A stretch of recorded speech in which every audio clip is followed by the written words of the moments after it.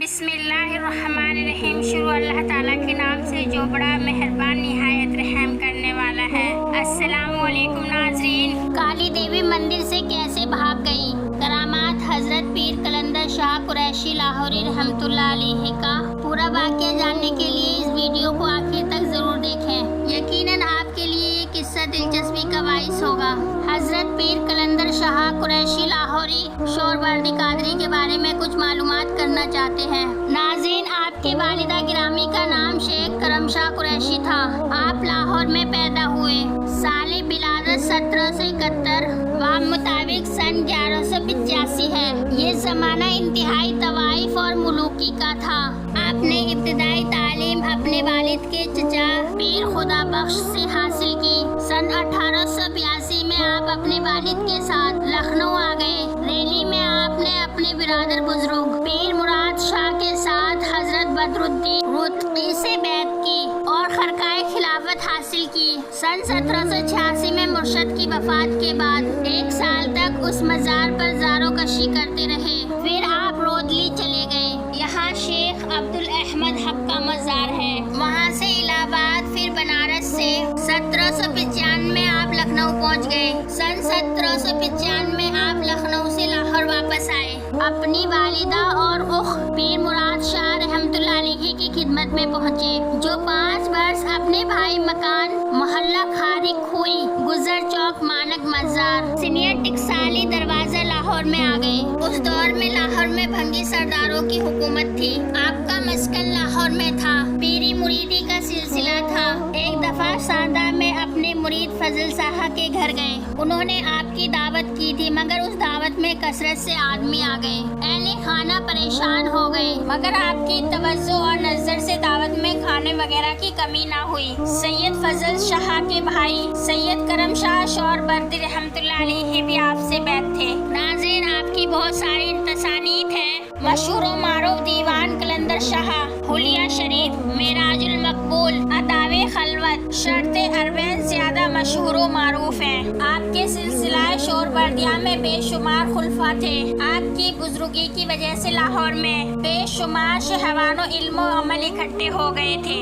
نامور خلفاء پیر فرخ بخش رحمۃ اللہ علیہ، شیخ امام بخش ناسخ، پیر غلام محی الدین، سید فضل شاہ شوربردی، سید کرم شاہ شوربردی، سید رحیم شاہ شوربردی وغیرہ قابل ذکر ہیں۔ شیخ امام بخش ناسخ لکھنوی اپنے پیر و مرشد قلندر شاہ کی خدمت میں سن 1824 عیسوی و مطابق سن 1240 ہجری میں لاہور میں تشریف لائے۔ آپ کے فرزندوں میں شیخ محی الدین غلام قریشی نہایت ہی مروت خلق والے انسان تھے۔ وفات شیخ محی الدین کی سن 1862 و مطابق عیسوی سن 79 ہجری میں ہوئی۔ سن 1820 میں آپ نے اپنے چھوٹے بھائی پیر فرخ بخش کے ساتھ مل کر موضع رتہ خرید لیا اور وہاں مقیم ہو گئے۔ یہ گاؤں تحصیل سادرہ میں واقع ہے۔ آپ نے 17 فروری سن 1833 عیسوی و مطابق سن 1248 ہجری میں رتہ پیروں میں انتقال فرمایا۔ اس کے بعد واقعہ سمت مغرب میں مدفون ہوئے۔ اس زمانے میں لاہور کا حاکم مہاراجہ رنجیت سنگھ تھا۔ آپ کا مزار آج بھی مرجع خاص و عام ہے۔ یہاں ہم آپ کی ایک کرامات کا ذکر کرتے ہیں۔ ناظرین، حدیقۃ الاولیاء میں آپ رحمۃ اللہ علیہ سے ایک واقعہ یوں بیان کیا جاتا ہے کہ ایک بار آپ لکھنؤ کے قریب ہندوؤں کے قصبے میں دین کی تبلیغی دعوت کے سلسلے میں گئے ہوئے تھے۔ یہ قصبہ ہندوؤں کی دیوی کالی ماتا کا گھر تھا۔ ہندو کالی ماتا سے شدید خوف رکھتے ہیں۔ آپ چلتے چلتے اس محلے میں جہاں پہنچے جہاں کالی ماتا کا ایک چھوٹا سا مندر تھا۔ جیسے ہی ہندوؤں نے آپ کو دیکھا تو آپ کے ارد گرد اکٹھے ہو گئے اور کہنے لگے، بابا جی آپ یہاں سے فوراً چلی جائیے، یہ علاقہ کالی کی جاگیر ہے۔ آج کل کالی گجب ناک ہے اور اس علاقے میں خوف و ہراس ہے اور ہمارے اوپر کالی کا زبردست شراب ہے۔ جتنی جلدی ممکن ہو آپ اس علاقے سے دور چلے جائیں، ورنہ آپ کے ساتھ ساتھ ہم کو بھی خطرہ لاحق ہے۔ یہ سن کر آپ نے فرمایا، مجھے اس مندر تک لے جاؤ۔ ہندو اس بات پر راضی نہ ہوئے۔ آپ کے بہت اصرار پر وہ لوگ راضی ہو گئے اور کہنے لگے، آپ مندر کے دروازے تک جا سکتے ہیں۔ جب آپ مندر کے دروازے تک پہنچ گئے تو آپ کیا دیکھتے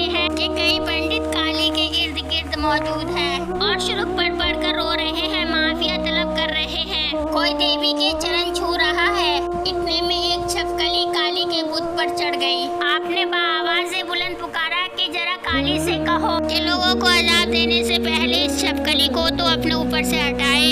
पंडित चौंके, पीछे मुड़े, उनके खौफजदा पीले चेहरे उनके अंदर छुपे हुए डर को जाहिर कर रहे थे। आपने फिर वैसा ही फरमाया। बाहर खड़े हिंदू बोले, क्यों देवी के गजब को दावत देते हो?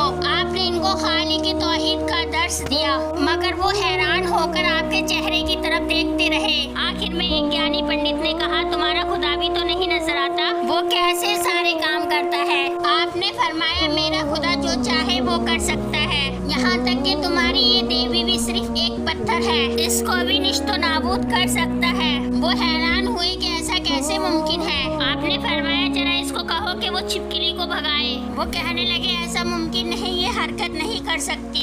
क्या तुम्हारा खुदा इसको हरकत करा सकता है? आपने कहा, हमारा यकीन है। आजमाइश कमजोर और नाकश अकल वाले करते हैं। वो लोग कहने लगे, बहाने मत बनाओ, करके दिखाओ। आप जलाल में आ गए, आसमान की जानिब हाथ उठाए, अर्ज किया, ये मेरे मौला सारे जहानों के पालनहार, इन काफिरों को मौजिजा दिखा।